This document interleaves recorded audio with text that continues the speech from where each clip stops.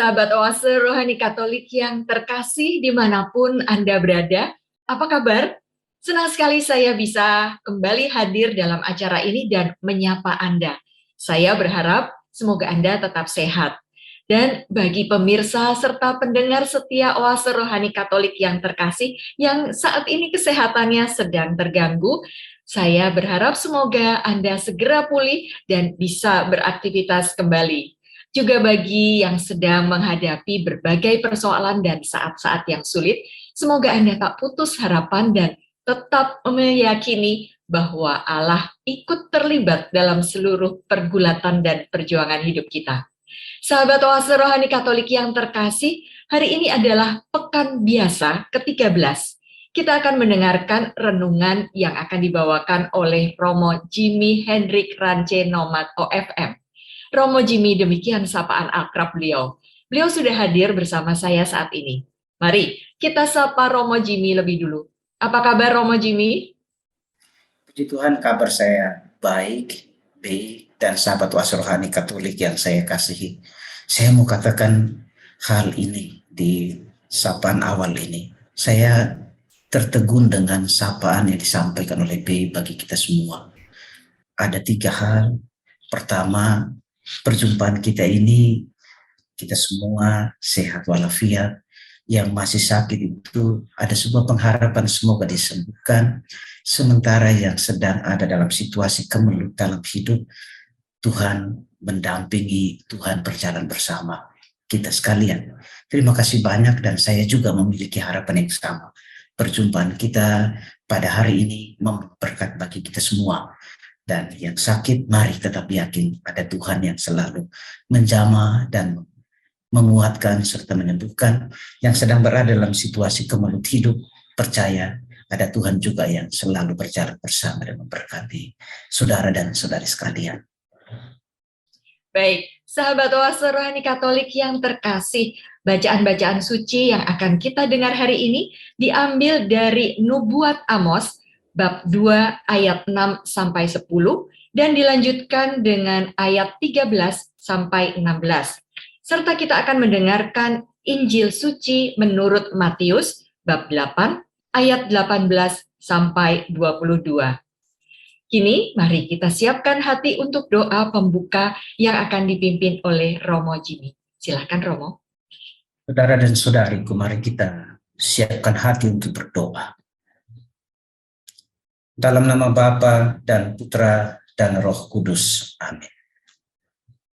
Tuhan, betapa berbahagianya kami memiliki Engkau sebagai Allah. Kami bersyukur punya Engkau sebagai Allah karena Engkau senantiasa memelihara hidup kami, memberkati hidup kami, dan berjalan bersama dengan kami dalam setiap tapak hidup yang kami lakoni.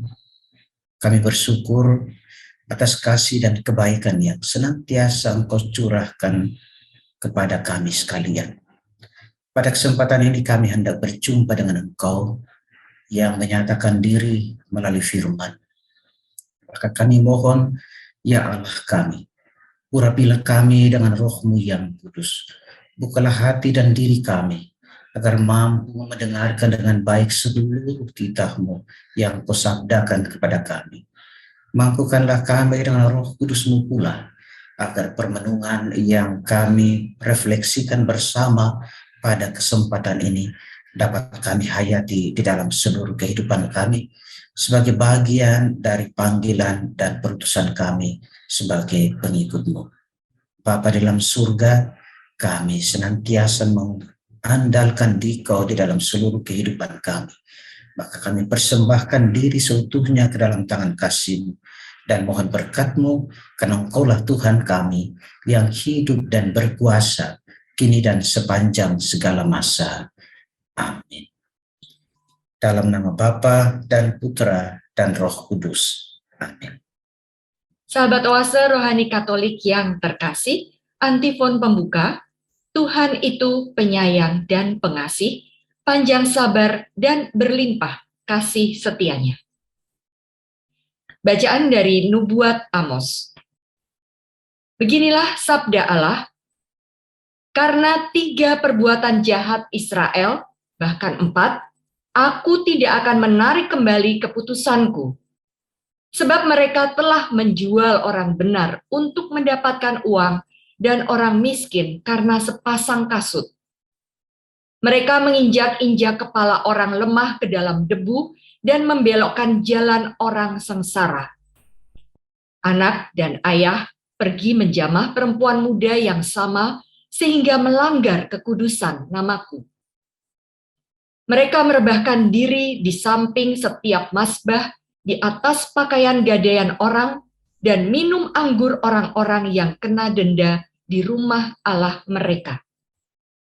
Padahal, akulah yang memusnahkan orang Amori dari depan mereka, orang-orang Amori yang tingginya seperti pohon aras dan kuat seperti pohon tarbantin. Akulah yang menuntun kalian keluar dari tanah Mesir dan memimpin kalian 40 tahun lamanya di padang gurun, supaya kalian menduduki negeri orang Amori.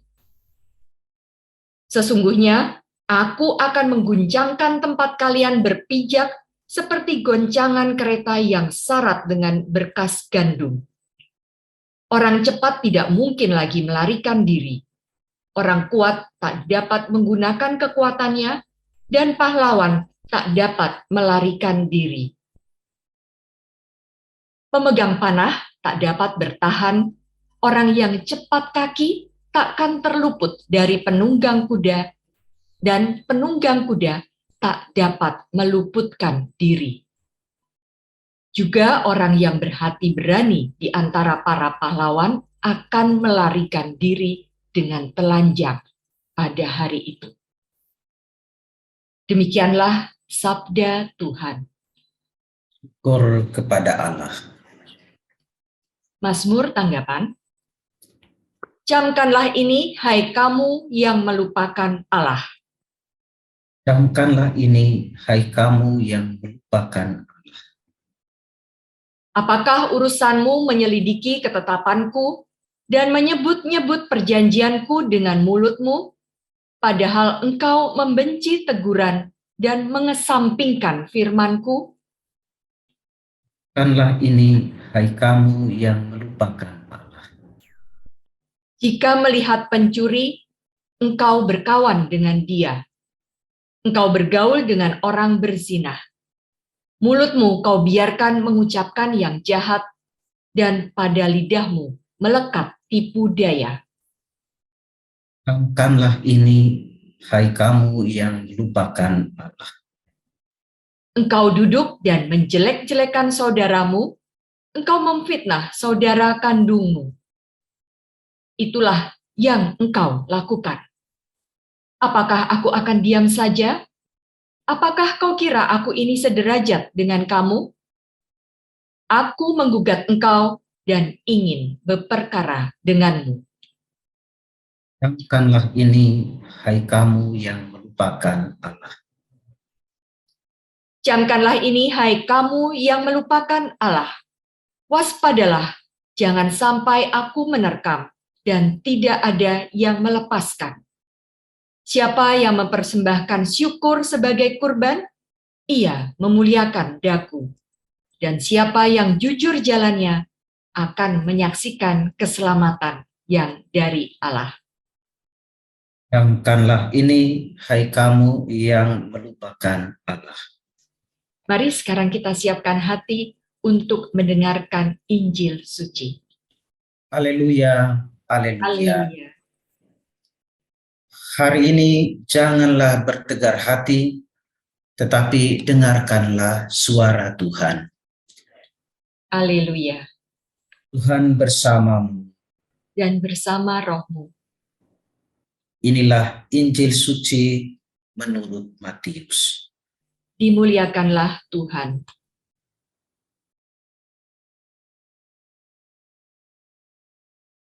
Pada suatu hari banyak orang mengerumuni Yesus.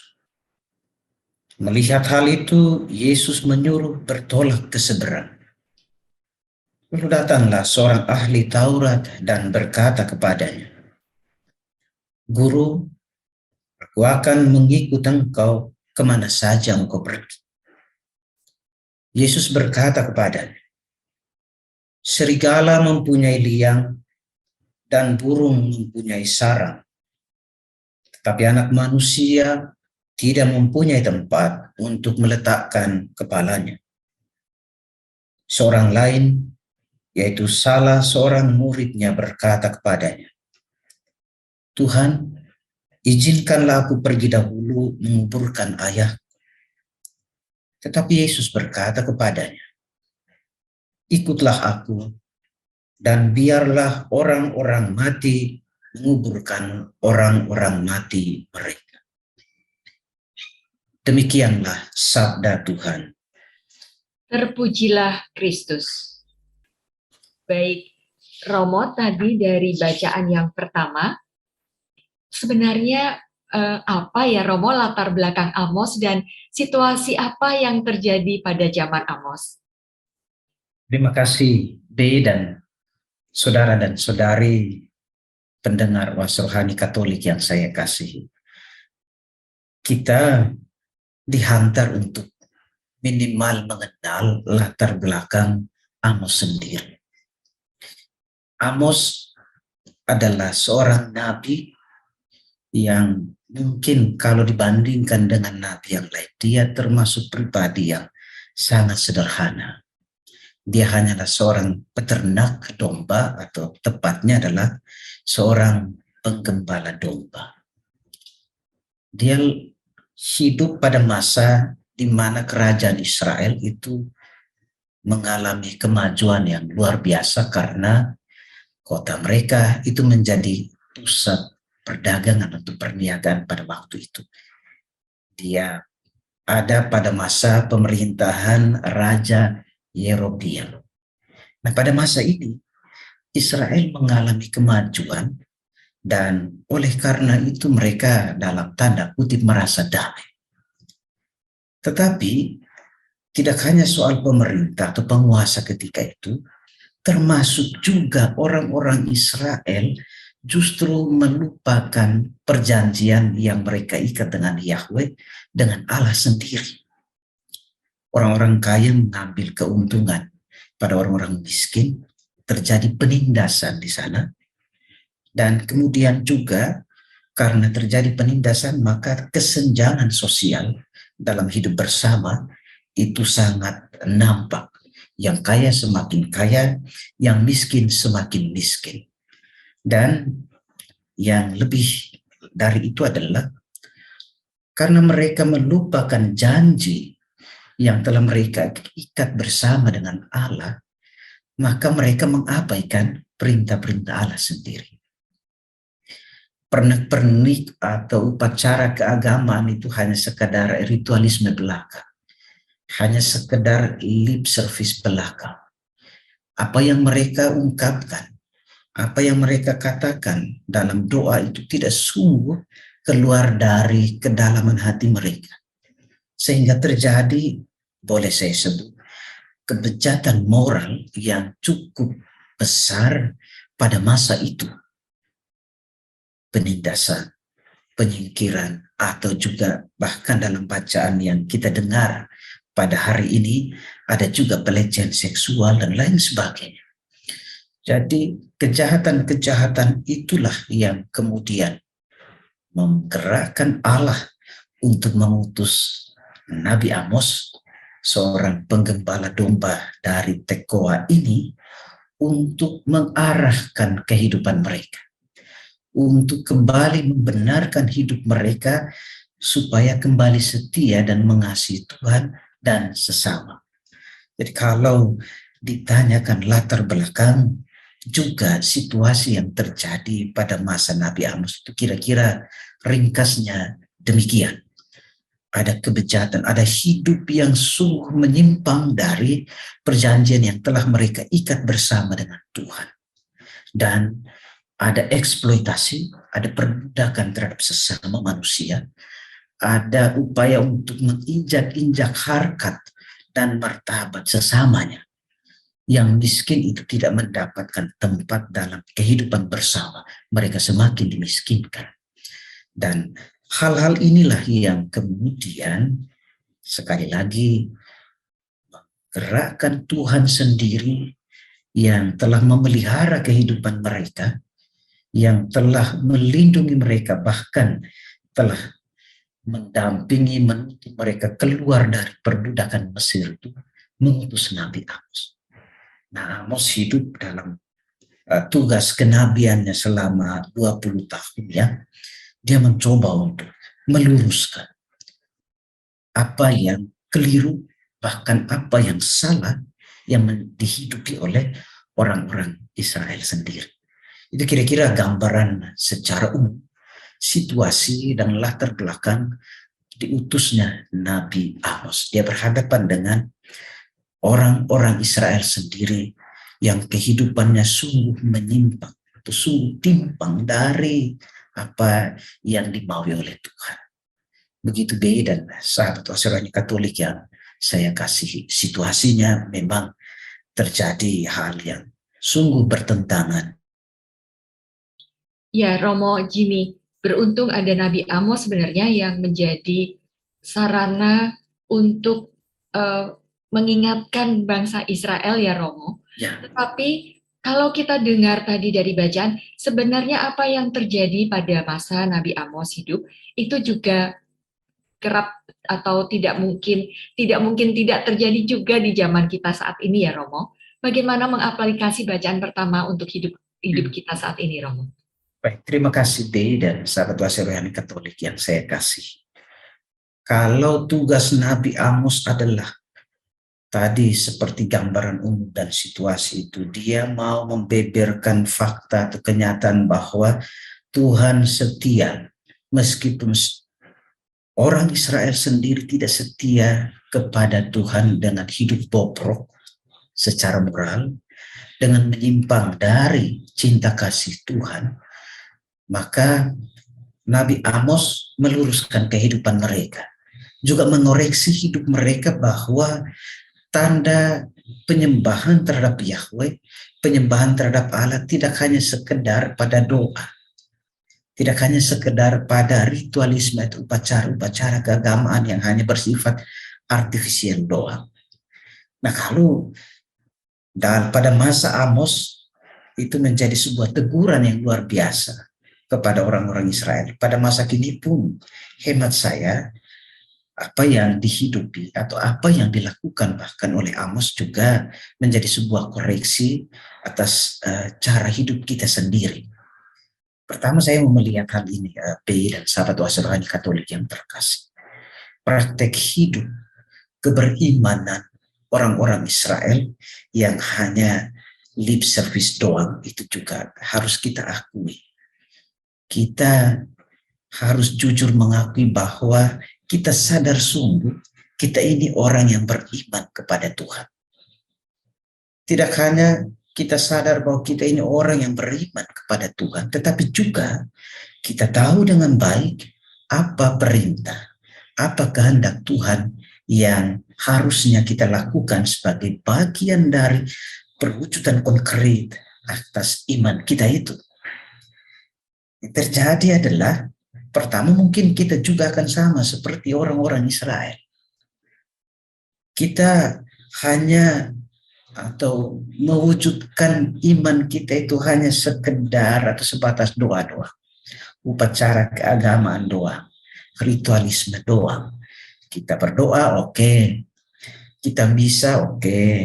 Kita ikut ibadah, ikut berbagai macam kegiatan keagamaan, itu oke. Tetapi kerap kali itu hanya bersifat luaran doang. Karena buah dari doa, buah dari segala macam upacara keagamaan yang kita lakukan itu tidak kita konkretkan secara nyata di dalam kehidupan kita, dalam relasi kita dengan sesama. Dan bicara mengenai ini, saya yakin sahabat Wasirani Katolik yang terkasih juga tahu dengan baik apa yang dikatakan oleh Yakobus dalam suratnya pada bab 2 ayat 17. Iman tanpa perbuatan pada hakikatnya adalah mati. Maka sebuah koreksi atau koreksi yang mendalam dari Nabi Amos atas cara hidup orang-orang Israel itu juga menjadi sebuah koreksi yang luar biasa mendalam bagi kita sekalian. Kerap kali kita katakan kita ini orang Katolik KTP. Bagi saya KTP itu saya sebutnya sebagai orang Kristen tanpa pertobatan. Kristen tanpa pertobatan. Jadi kita tahu bahwa hidup kita ini ikut menyengsarakan orang lain. Kita tahu bahwa cara hidup kita membawa penderitaan bagi orang lain. Tetapi kita kemudian tidak ada pertobatan sedikit. Kita tahu bahwa Tuhan memanggil kita untuk tidak hanya berdoa saja, tetapi membawa buah doa itu dalam kehidupan nyata dengan mengasihi sesama. Toh dalam praktek hidup kita, bicara mengenai mengasihi, itu menjadi pertanyaan besar. Kita kerap kali perjuangkan ego kita, dan kemudian pada saat yang sama menyingkirkan orang lain. Itu hal yang pertama. Sebuah koreksi bagi kita sekalian, tidak hanya bagi Bapak, Ibu, Saudara, dan Saudari, tetapi juga termasuk saya. Itu yang pertama. Yang kedua, Bapak, Ibu, Saudara, dan Saudari, sahabat Wasuruhan Katolik yang saya kasih, kita lihat praktek hidup orang-orang Israel yang dikoreksi oleh Amos dalam bacaan atau pada masanya. Secara khusus kita dengarkan dalam bacaan pertama pada hari ini, yaitu eksploitasi terhadap sesama manusia, memperbudak sesama manusia, memperalat sesama manusia demi ego, demi kenikmatan, dan demi kepuasan diri. Bapak, Ibu, Saudara, dan Saudari, harus kita akui dan memang harus kita jujur sadari bahwa cara hidup orang-orang Israel itu juga masih kita hidupi. Kita gampang menyingkirkan orang lain di dalam kehidupan kita. Bahkan kita begitu berbahagia, begitu senang, begitu bersuka cita melihat orang lain itu menderita. Kita berbahagia di atas penderitaan sesama manusia.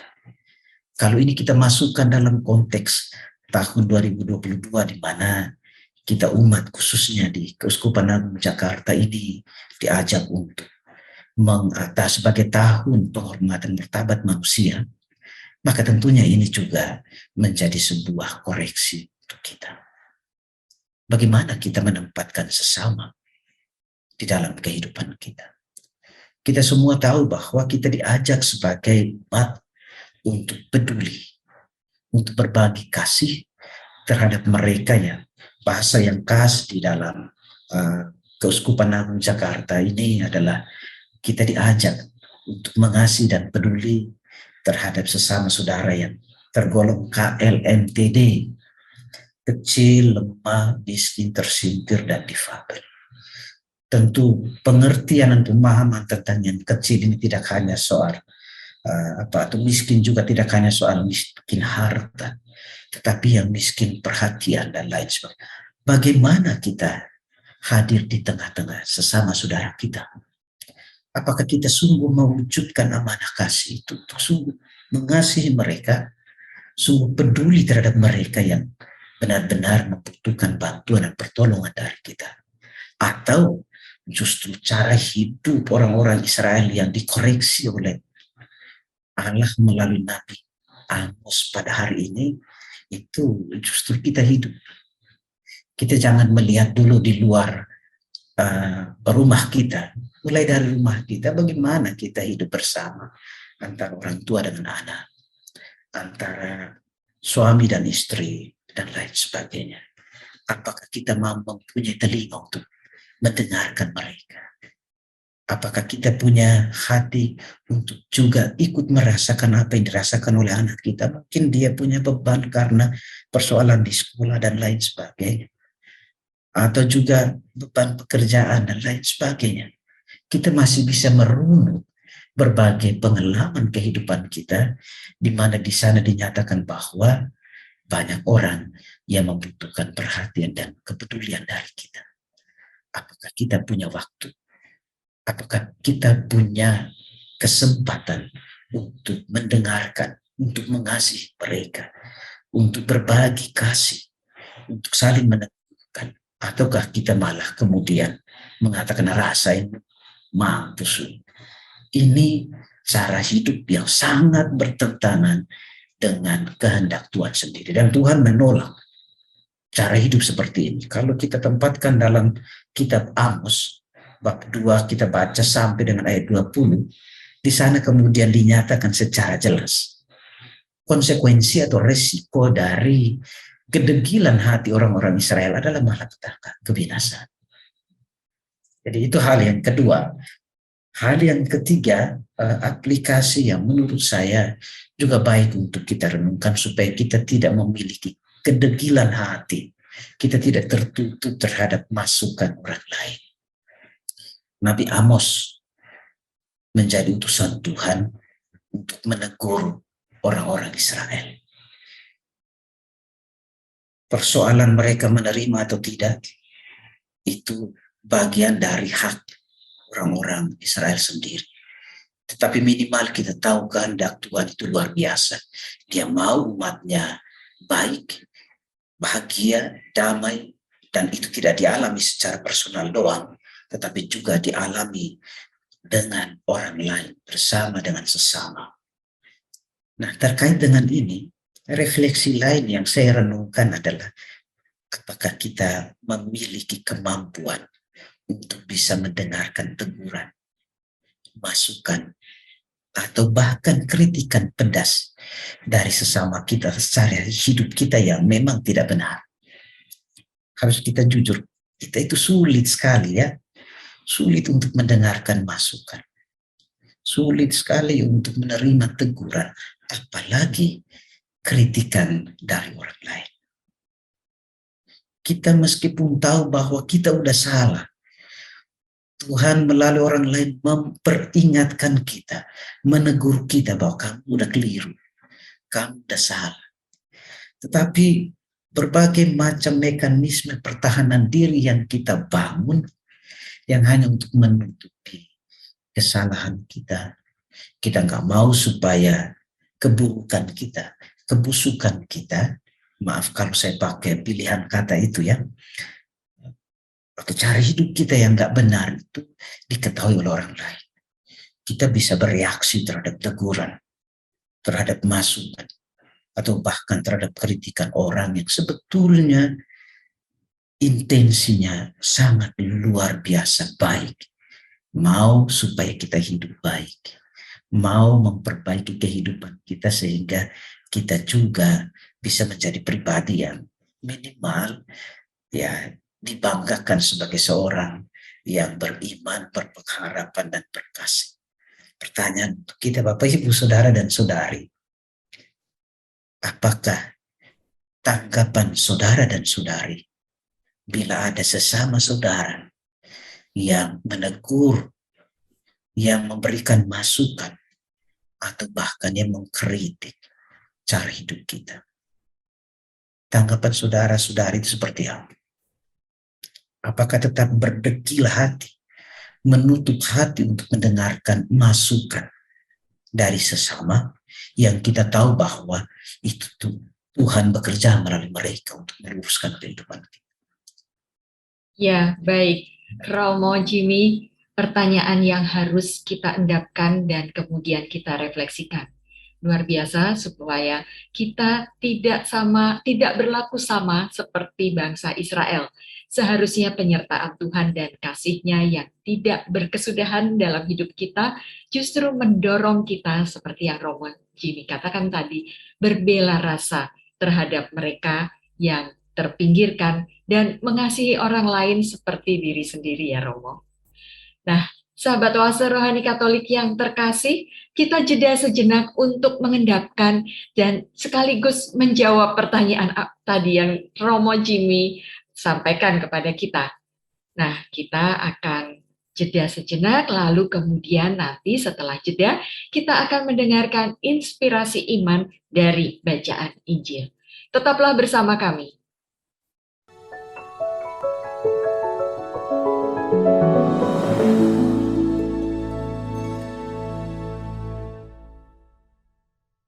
Sahabat oase rohani Katolik yang terkasih, Anda masih bersama kami Romo Jimmy Hendrik Rance Nomad OFM, dan saya Bernadette Esther. Bila Anda mempunyai pertanyaan, saran, dan juga kritik, Anda bisa menghubungi kami melalui email orkkaj2021@gmail.com atau mengirimkan pesan melalui WA dengan nomor 0881 0251 33438. Nah, Romo Jimmy, dari Injil Suci menurut Matius tadi ada dua orang yang mau ikut Yesus, dan apa tanggapan Yesus terhadap niat kedua orang itu? Bisakah Romo menjelaskannya? Terima kasih B dan sahabat Wasi Rohani Katolik yang saya kasihi. Bacaan Injil hari ini dari Injil Matius bab 8 ayat 18 sampai dengan 22 itu menampilkan kepada kita dua orang yang punya niat suci, mau mengikuti Yesus. Kalau kita baca dari Injil Lukas bab 9 ayat 57 sampai dengan 62, di sana menampilkan tiga orang yang berniat untuk mengikuti Tuhan Yesus. Nah, dua orang dalam bacaan Injil pagi hari ini, pada hari ini, boleh saya katakan bahwa mereka punya niat suci. Mereka punya niat untuk mau mengikuti atau menjadi bagian dari murid Yesus, mengikuti Yesus kemana saja Yesus pergi. Orang yang pertama tadi, penginjil Matius menyebutkan secara jelas, dia ini adalah seorang ahli Taurat. Dia mau ikuti Yesus, tetapi tanggapan Yesus luar biasa. Tanggapan Yesus, kalau kita baca ya memang mungkin kita spontan akan mengatakan kok nggak nyambung ya.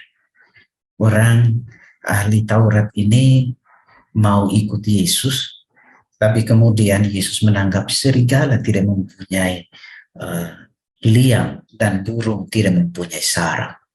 Anak manusia tidak mempunyai tempat untuk meletakkan kepala. Itu tentu di balik itu ada maksud, tetapi saya mau melihat bahwa dua orang itu memiliki kemauan yang baik, meskipun di balik itu kita akan lihat lanjutannya bahwa mereka ternyata ada motivasi lain di balik niat mereka untuk mengikuti Yesus. Itu orang yang pertama. Orang yang kedua dikatakan oleh Matius dalam bacaan Injil tadi bahwa seorang dari murid mereka mau ikuti Yesus, tetapi dia minta izin dulu. Dia mohon pamit dulu dari Tuhan Yesus supaya dia kembali kuburkan ayahnya. Nah, jawaban Yesus luar biasa juga. Biarkan aja yang mati menguburkan yang mati. Kalau kamu mau ikut saya, ya udah, mari ikut saya. Jadi tanggapan Yesus itu punya maksud di balik itu semua.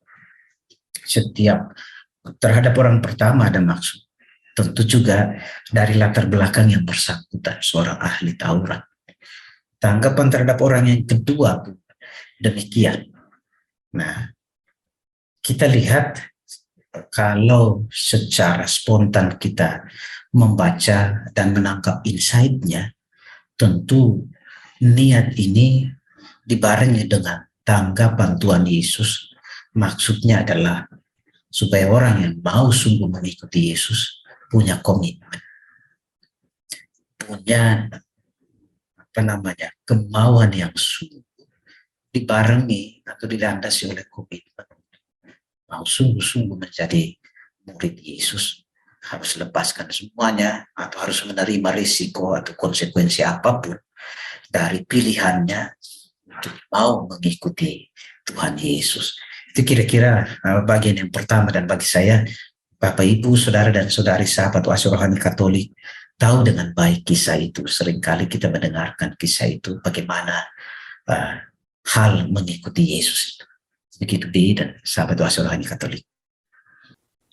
Romo, apa sebenarnya maksud di balik ungkapan tadi ya Romo? Mungkin Romo bisa lebih menjelaskan dengan contoh, karena agak sulit Romo. Bagaimana mungkin orang mati menguburkan orang mati? Ya, Nah, baik, kita lihat dari tanggapan Yesus terhadap masing-masing dua orang itu ya. Tadi saya mengatakan kalau kita mendengar secara langsung kisahnya, ketika orang yang pertama mau ikut Yesus, lalu Tuhan Yesus bilang segala mempunyai liang, punya tempat, anak manusia tidak punya tempat untuk meletakkan kepalanya. Kok jawabannya rasa-rasanya kok nggak nyambung kan? Kalau secara manusiawi kan harusnya kita langsung mengatakan ya cukup Tuhan Yesus mengatakan ya atau tidak. Tetapi kalau ditanyakan seperti itu maka mari kita coba untuk melihat arti kiasan atau apa maksud di balik itu. Ada dua hal yang mau disampaikan dari jawaban serigala mempunyai liang dan burung mempunyai sarang, tetapi anak manusia tidak mempunyai tempat untuk meletakkan kepalanya. Yang pertama, Yesus ingin mengkritik orang-orang atau para guru Yahudi yang pasif, hidup tenang dan damai dalam wilayah kekuasaan bangsa Romawi waktu itu. Dan mereka tidak peduli dengan kehidupan orang lain di sekitarnya. Jadi menurut Yesus para guru Yahudi ketika itu memiliki sifat yang sama dengan burung, kedua hewan yang dikatakan dalam jawaban Yesus tadi itu. Mereka bahkan dalam tanda kutip bisa menjadi buas yang suka memeras orang lain, suka menindas orang lain demi kepuasan atau demi kesenangan. Mereka hanya mencari kenyamanan bagi diri sendiri, hanya mencari kenikmatan dalam kemegahan. Kalau bahasa sederhananya adalah berada di bawah ketiak penguasa ketika itu dan tidak mau ambil pusing dengan penderitaan yang dialami oleh orang-orang miskin ketika itu. Itu kritik yang pertama. Kritik yang kedua adalah Yesus mau dengan jawaban itu mau mempertegas atau menunjukkan perbedaan antara dirinya ketika disebut sebagai guru dan guru-guru Yahudi ketika itu. Dalam tradisi Yahudi, itu seorang murid yang mencari guru, sehingga kemudian dia belajar dari guru. Sebaliknya, Yesus yang dikatakan sebagai guru itu justru turun, mencari, mengajar, dan kemudian memperhatikan, bahkan tahu dengan baik pergumulan dari setiap muridnya. Nah, ini dua hal dibalik maksud ungkapan itu. Sehingga dengan demikian kita tidak lagi menangkap secara spontan bahwa kok nggak nyambung ya jawaban Yesus itu. Itu yang pertama, ya, B dan sahabat kuasa rohani Katolik yang saya kasih. Yang kedua, jawaban Yesus terhadap orang yang kedua. Orang yang pertama menyapa Yesus dengan kata guru. Orang yang kedua menyapa Yesus dengan sebutan Tuhan. Izinkanlah saya kembali menunjukkan ayah saya. Ada dua hal dari jawaban Yesus. Kamu ikut saya dan biarkan orang mati menguburkan orang mati. Biarkan mereka yang ngurus. Dalam terminologi Yahudi ketika itu, orang mati itu bisa ada dua. Memang mati secara jasmani, atau yang kedua mati secara rohani. Dan oleh karena itu, orang mati baik secara rohani atau juga secara jasmani ini dikategorikan sebagai orang najis. Saudara dan saudari pasti tahu kalau najis dalam kerangka pikiran orang-orang Yahudi ketika itu ya kita harus jauhi supaya kita juga jangan ikut dinajiskan.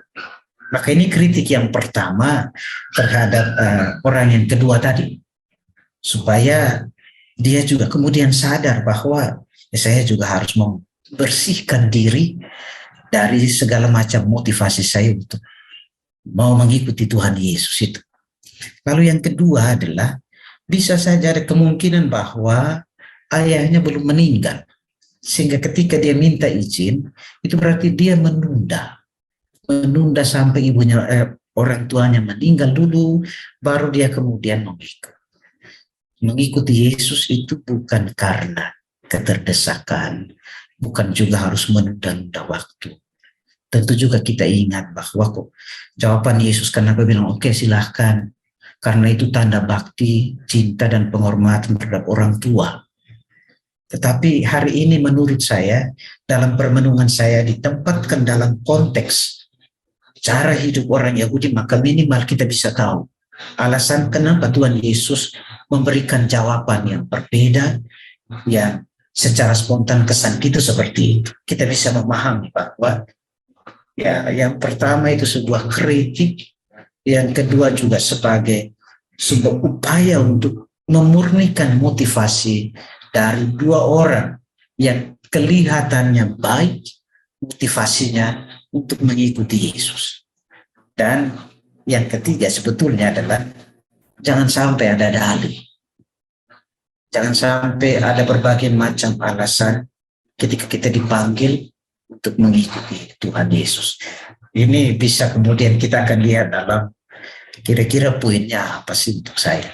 Begitu deh, dan sahabat Oase Rohani Katolik yang saya kasih maksud dari dua ungkapan jawaban Yesus terhadap dua orang itu. Ya Romo, lalu apa kaitannya aplikasi bacaan Injil tadi terhadap hidup kita ya Romo? Apakah kita mengikuti Yesus langsung mengikuti begitu saja atau bagaimana Romo? Ya, terima kasih banyak. Kalau bicara mengenai aplikasi atau sebetulnya poin apa yang bisa kita tangkap dari kisah penggalan dua niat suci dari orang itu adalah pertama, tadi di bagian renungan mengenai bacaan pertama saya sempat mengatakan jangan sampai kita menjadi orang Katolik KTP doang, Kristen tanpa pertobatan. Mengikuti Yesus tidak hanya sekedar bahwa kita mengenakan label Kristiani. Mengikuti Yesus butuh komitmen yang sungguh dari kita.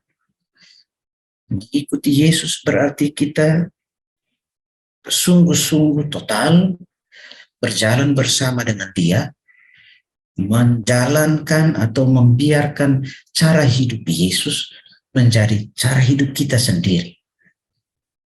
Cara hidup Yesus yang sekaligus menjadi cara hidup kita, jelas. Cara hidup Yesus itu cara hidup yang penuh kasih, kepedulian terhadap sesama. Maka tentu di balik itu adalah kalau kita sungguh menyatakan bahwa saya ini bukan orang Kristen KTP doang, saya harus membersihkan diri dari hal-hal yang membelenggu saya dalam relasi saya dengan sesama. Kalau saya tidak menghidupi kasih, tidak mewujudkan kasih itu dengan sesama, maka harusnya kita tidak usah bangga mengatakan diri sebagai seorang Kristen. Mengikuti Yesus sekali lagi masih ada kaitannya dengan bagian pertama tadi.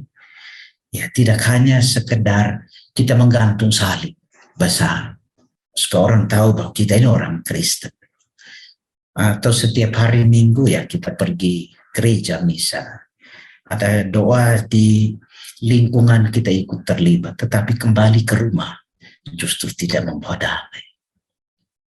Itu sudah sangat keliru. Kita tentu ingat Bapak Ibu Saudara dan Saudari, Tuhan Yesus mengingatkan kita semua bahwa bukan hanya mereka yang berkata Tuhan, Tuhan, itu yang pantas mewariskan kerajaan surga, tapi mereka yang sungguh melakukan dan melaksanakan kehendak Bapa. Itu yang pertama. Jadi mengikuti Tuhan Yesus berarti harus ada komitmen total, sungguh, dan menghidupi cara hidup Yesus sendiri. Bukan hanya sekedar berlabel atau hanya artifisial doang. Yang kedua, mengikuti Yesus berarti kita sekaligus juga mengakui dengan kekuasaan Tuhan Yesus. Dia berkuasa atas seluruh kehidupan kita. Dia juga memiliki rencana yang teramat indah atas hidup kita. Nah, ini yang kerap kali dalam pengalaman hidup kita, Bapak Ibu Saudara dan Saudari, kerap kali terjadi bahwa ketika ada persoalan, kita lalu gampang untuk tinggalkan Tuhan Yesus.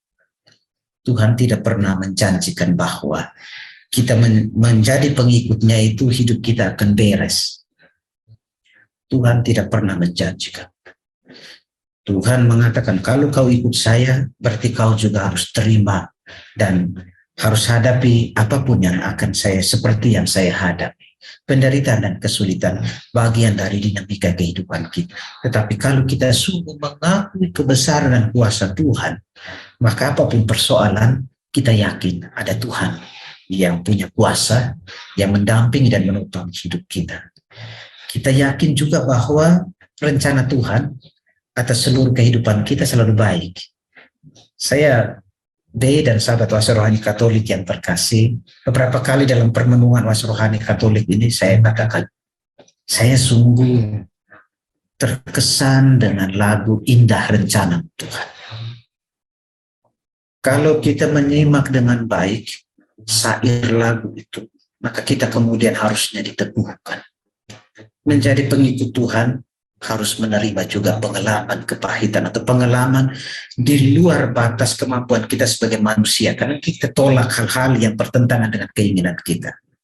Itu berarti juga kita sekaligus juga tidak mengakui kebesaran atau kuasa Tuhan atas hidup kita. Maka mari saudara dan saudari, kalau mau ikut Tuhan Yesus, selain bersihkan diri dari hal-hal yang gak benar, kesabaran, amarah, emosi, macam-macam yang hanya membawa kesulitan dan penderitaan bagi orang lain.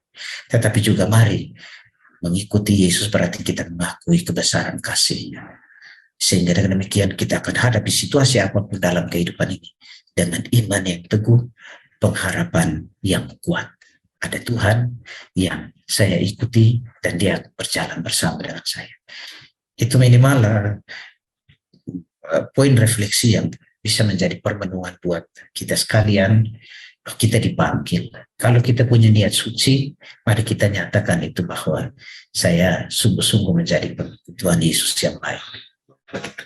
Ya, terima kasih Romo Jimmy. Semoga kami yang sudah memutuskan untuk mengikuti Yesus memiliki komitmen yang kuat seperti yang Romo Jimmy katakan tadi. Juga berani mengambil cara hidup yang meninggalkan berbagai kepentingan diri, meninggalkan zona nyaman kita dan menjalani model hidup yang penuh resiko, tantangan dan tak jarang mendatangkan penderitaan. Tetapi kita percaya bahwa kuasa dan penyertaan Tuhan selalu ada di dalam hidup kita. Ya, Romo Jimmy dan sahabat Oase Rohani Katolik yang terkasih, kini kita sudah berada di penghujung acara.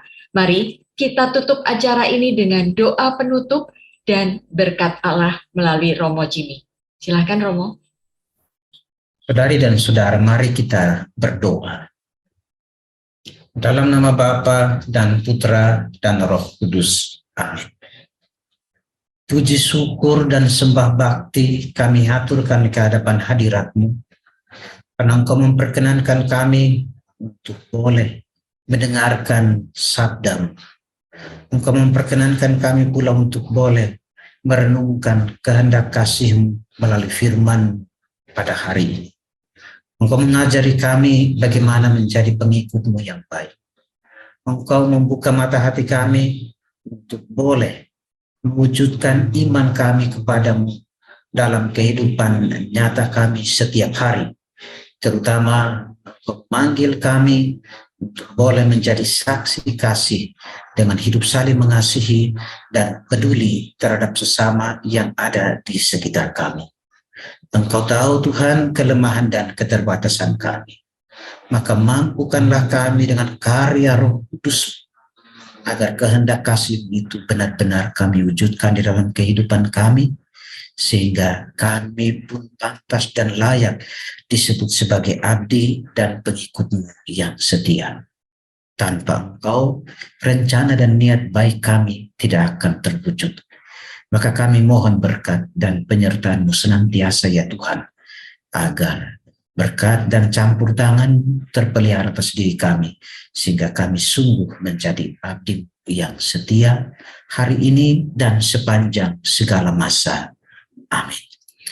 Tuhan bersama dan bersama roh-Mu.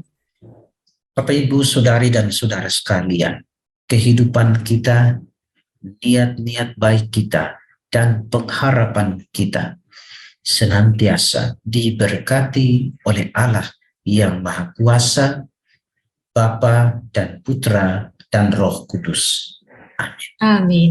Terima kasih Romo Jimmy. Sahabat Oase Rohani Katolik yang terkasih, dengan demikian usai sudah acara kita hari ini. Saya Bernadette Esther dan saya Jimmy OFM. Kami berdua pamit undur diri. Selamat melanjutkan aktivitas Anda. Sampai jumpa pada acara Oase Rohani Katolik edisi berikutnya. Salam. Terima kasih Romo.